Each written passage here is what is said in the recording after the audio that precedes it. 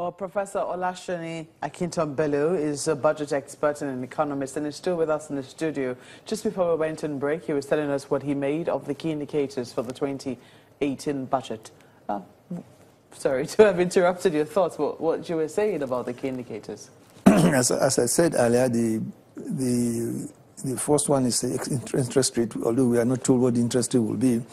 Although we are told about the, the inflation rate should be 12.4. which I think is reasonable, but I think it should be lower if you want investors to, if you are asking people to invest their money for long-term funds. Particularly the government emphasis on infrastructure development. That is a very highly capital intensive, and I think it is wrong for the government to assume that, well, that's where the revenue projection is really neither here nor there. It's because we are still relying on the oil revenue. There's no reason why we should feel that infrastructure should be financed straight out of the budget processes. It can be, there are alternative funding sources. And then secondly, if you take note of these alternative funding sources, the government will need to differentiate between financing as well as payment. In the budget policy, I've never seen anything. Well, the president was talking about future generations and what have you. Of course, the future generations will be richer than us because of all this development. They won't have to do it again. But what about the present generation? The present generation has no moral right to impose a necessary burden on future generation. So what I'm saying in effect is that there must be a payment, a funding. There's a difference between funding infrastructures and financing infrastructures, and the government has not made that very clear in the budget. Because when you fund, you have to look at how do you pay for this infrastructure that you are building or what have you. That is definitely a worrisome part for a number of people. And just yesterday, Moody's rating, downgraded Nigeria's debt levels. What was your take on that? The federal government has been protesting very vehemently on the downgrading. Well, we should look at why they are doing that, because the criteria they are based on several factors. For example, if you are relying heavily on oil revenue, and there is no sort of surefire guarantee that the oil revenue will keep rising, of course there will be so much uncertainty in your revenue streams. And so, what are the alternative sources of revenue? Well, if, for example, the government is getting other sources of funding. Actually, I don't know why the government is fighting shy of actually asking users and beneficiaries of infrastructures to pay for it. Are you with me? Well, maybe one may say, well, maybe the climate is not ripe. But when will the climate be ripe? Because you cannot fund infrastructure without having user pay systems. Things like toll roads and what have you. Because it will give you opportunity to recover some funds. And when bond raters, when they look at it and say, what are the alternative sources of funding for Nigeria?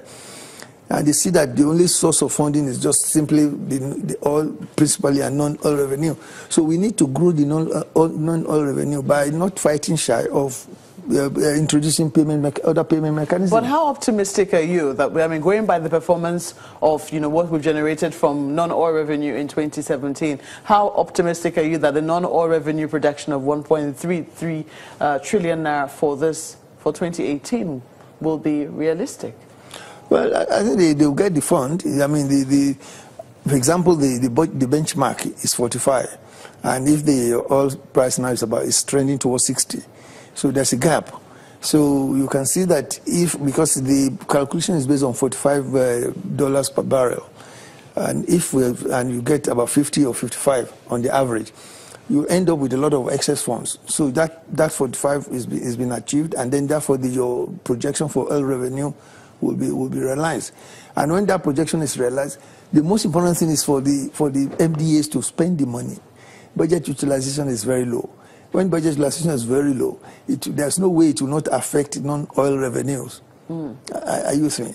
And of course, you also have to have other alternative sources of non-oil revenue. Which we also see here. I mean, we don't know what this means, but independent sources, 2.84 trillion naira, and deficit is 2 trillion naira. I mean, this is all under revenue. Yeah. But quickly, before you comment on that, I understand that Chamberlain has a question for you from Lagos.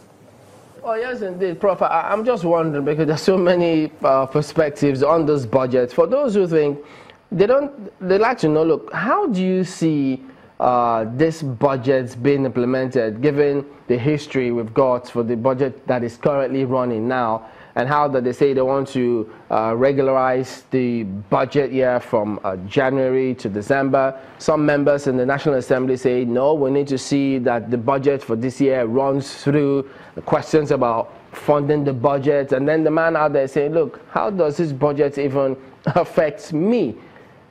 How do you see us sorting all of this out and getting the budget implemented to say, can we ever even get 70% implementation? Well, thank you, Chamberlain. I think that it is very important for us to streamline the budget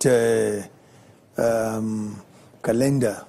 It is very important so that it brings certainty into planning and implementation. Now, even if the current 2017 budget is still running, there's nothing wrong in having the 2018 budget, because the revenue streams for 2017 are quite different from the revenue streams for 2018. And one would have expected that what is important for budget performance is the utilization, the percentage of utilization vis-a-vis the amount of budget appropriation. These are the performance there has been very disappointing, actually, because as I said, if you look at the variance between cashback releases, that the money released to MDAs, and the actual utilization of the funds, it's very disturbing. So that is why at times people complain that we are not seeing anything going, because the capital expenditure, which is the prime movers of the economy, are not being financed. So, and I think the present budget has not actually addressed how do you solve the problem of low absorptive capacity or underutilization of budget releases by MDAs. Once that is solved, I think most of the benefits promised in the budget will be forthcoming.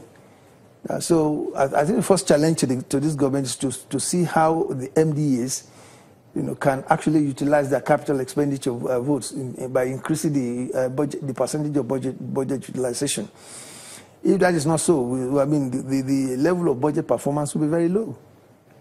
So secondly, you asked about the streamlining of the budget year. And as I've said, it's very important. If you look at other countries, they have a sort of a fixed budget year. And I think the National Assembly has been working towards that from what I've heard. They are talking about what they call organic budget law, which will put everything into law. When the start of the budget should take place, who should participate in the budget, when they should participate, when certain information should be released, and what have you. Once we have that passed into law, so this changing dates of budget preparation and releases will be streamlined.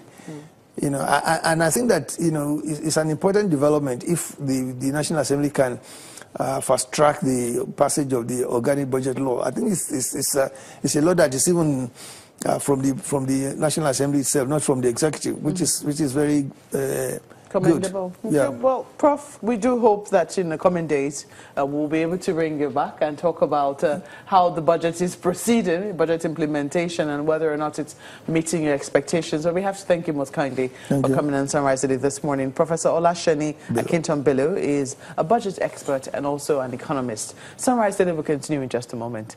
Please stay with us.